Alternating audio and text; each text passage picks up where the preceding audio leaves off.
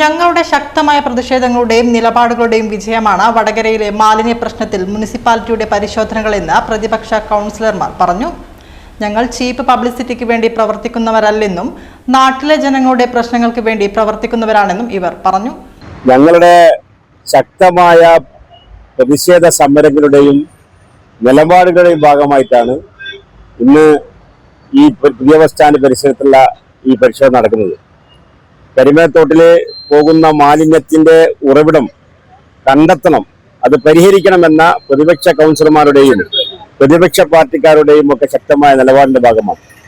ഞങ്ങൾ ചീപ്പ് പബ്ലിസിറ്റിക്ക് വേണ്ടി പ്രവർത്തിക്കുന്നവരല്ല, ഈ നാട്ടിലെ ജനങ്ങളുടെ ആവശ്യങ്ങൾക്കും പ്രശ്നങ്ങൾക്കും വേണ്ടി പ്രവർത്തിക്കുന്നവരാണ്. അതുകൊണ്ടാണ് അതിന്റെ ഫലമായിട്ട് ഇന്ന് ശക്തമായ പരിശോധന നടക്കുന്നത്. അതിന്റെ റിസൾട്ട് ഇവിടെ കണ്ടെത്തുകയാണ്.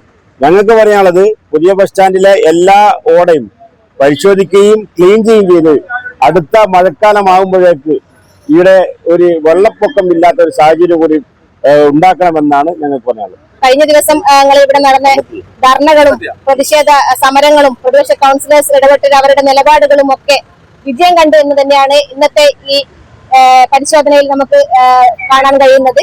കഴിഞ്ഞ 25 വർഷത്തിന് മുകളിലായി ഇവിടെയുള്ള പുതിയ സ്റ്റാൻഡിലെ ഡ്രൈനേജുകൾ വൃത്തിയാക്കിയിട്ട്, അതുകൊണ്ട് തന്നെ ഞങ്ങൾ പുതിയ കൗൺസിൽ ഭരണസമിതി വന്ന സമയം മുതൽക്കേ ഞങ്ങൾ പറയുന്നതാണ്, പുതിയ ബസ് സ്റ്റാൻഡിലെ മാലിന്യങ്ങളുമായി ബന്ധപ്പെട്ടുള്ള വിഷയങ്ങളും അവിടെ പരിശോധിക്കേണ്ടതുമായിട്ട് ഞങ്ങൾ ഒരുപാട് തവണ പറഞ്ഞതാണ്. ഇതൊക്കെ ഉള്ള ഒരു വിജയം തന്നെയാണ് ഇന്ന് ഇവിടെ കാണാൻ കഴിഞ്ഞിരിക്കുന്നത്.